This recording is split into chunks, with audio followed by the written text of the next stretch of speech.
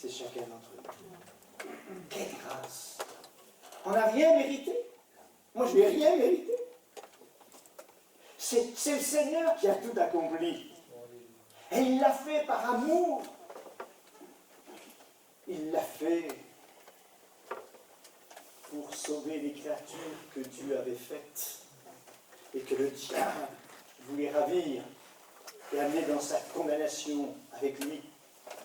Il l'a fait parce que Dieu est amour. Alors aujourd'hui, mon identité, je suis enfant de Dieu. Et la Bible dit, et nous le sommes. Et parce que nous le sommes, eh bien moi je me plais à vivre avec lui. Je sais ce que je suis, un enfant de Dieu. Je sais à quoi je suis appelé, à être enlevé avec lui, ou, si je ne vois pas l'enlèvement, à mourir, mais à aller avec lui également.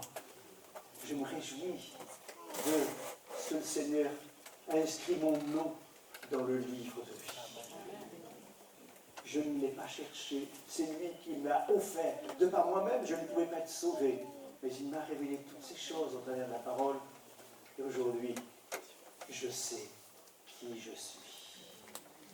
De telle sorte que ce n'est pas l'ennemi qui peut me ravir de la main de Jésus. C'est bien ce que dit la Bible. Nul ne vous ravira de ma main. Il ne peut pas. La Bible nous dit, rien, ni personne, rien d'ange, ni les autorités, ni les dominations ne pourra nous séparer de l'amour de Dieu, révélé par le Seigneur Jésus. Quelle identité!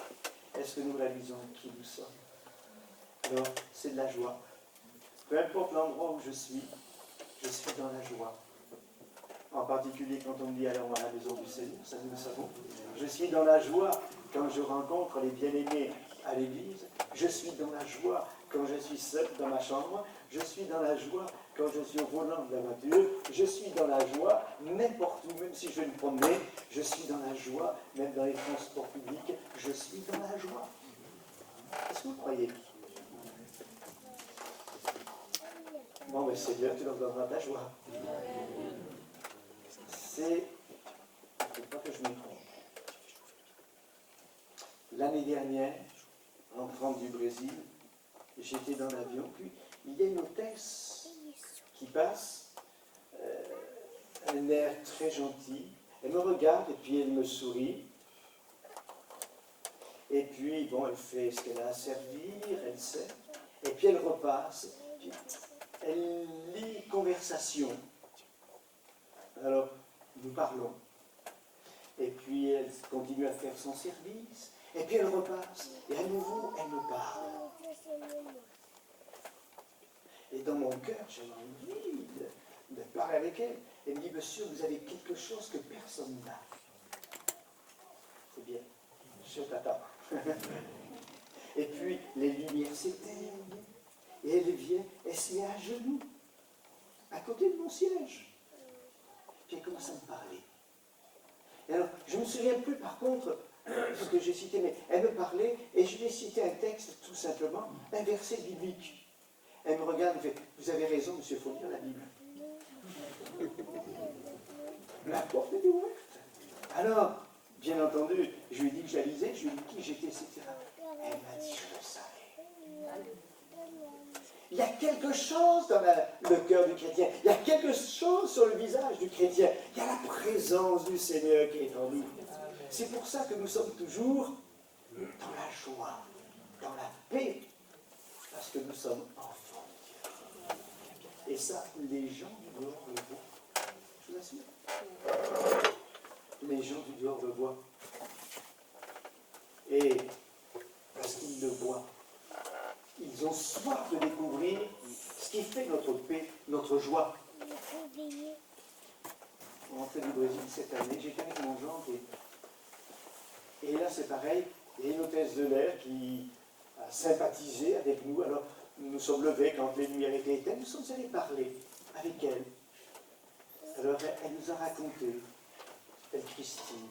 Et Christine nous dit, mon mari, donc Français tous les deux. Mon mari est mort dans un accident de voiture au Brésil. Mais elle dit, j'aime ce pays. Elle me dit, je me suis mariée une deuxième fois. Mon deuxième mari est mort d'un cancer. Quelle souffrance. Alors, nous avons commencé avec mon gendre, Daniel. On commence à parler du Seigneur. Et puis, nous sommes revenus à nos places. C'était le moment de servir le repas. Et je priais, je disais, Seigneur, qu'est-ce que je peux lui dire de ta part qui puisse lui permettre de vivre quelque chose avec toi. Puis Dieu m'a donné une pensée. Alors elle revient, elle sert Daniel qui était de l'autre côté de la rangée, et puis elle me sert. Je la regarde, je dis, Madame, vous êtes une perle. Il n'y avait pas ma femme à côté, mais ça fait rien, j'ai dit qu'il y avait ma femme. Alors, elle me regarde, et fait, jamais on m'a dit ça. J'ai dit, je vais vous expliquer. Une perle, elle naît de la souffrance de l'huître. C'est parce qu'il y a un corps étranger dans l'huître. Pour se protéger, elle dégage ce produit qui forme ce qu'on appelle la perle. Et j'ai dit, vous avez souffert. Et malgré tout, vous vous accrochez à la vie, vous êtes croyante, eh bien, vous êtes aux yeux de Dieu une perle. Elle m'a dit ça, je ne l'oublierai jamais, monsieur. Je dis, est-ce que vous me permettez de prier pour vous? Oh, elle m'a dit oui. Et c'est son nom. Je ne dis pas que je prie tous les jours, mais je pense à Christine et je prie pour elle. Le Seigneur est avec nous et les gens le voient. Après, il est allé parler aux autres hôtesses, ce que nous étions avec Daniel, etc. Et c'est comme un feu, ça se répand. Puissions-nous savoir, nous sommes des enfants de Dieu. Et quels que soient les endroits où nous nous trouvons, les circonstances que nous traversons, nous sommes des enfants de Dieu. Il y a quelque chose de divin en nous qui se voit, qui se vit, et que les gens remarquent, et qu'ils veulent découvrir que Dieu nous aide à réaliser qui nous sommes. Aux yeux du monde, nous ne sommes pas grand-chose. Moi, je ne suis pas connu du président. Je ne suis pas connu... Ça m'est complètement égal. Je suis connu de mon Dieu. Je suis enfant de Dieu. Et je veux que les gens dans le monde puissent savoir qui nous sommes à la gloire du Seigneur. Qu'est-ce que vous en pensez? Vous avez remarqué votre identité? Vous n'êtes pas n'importe qui.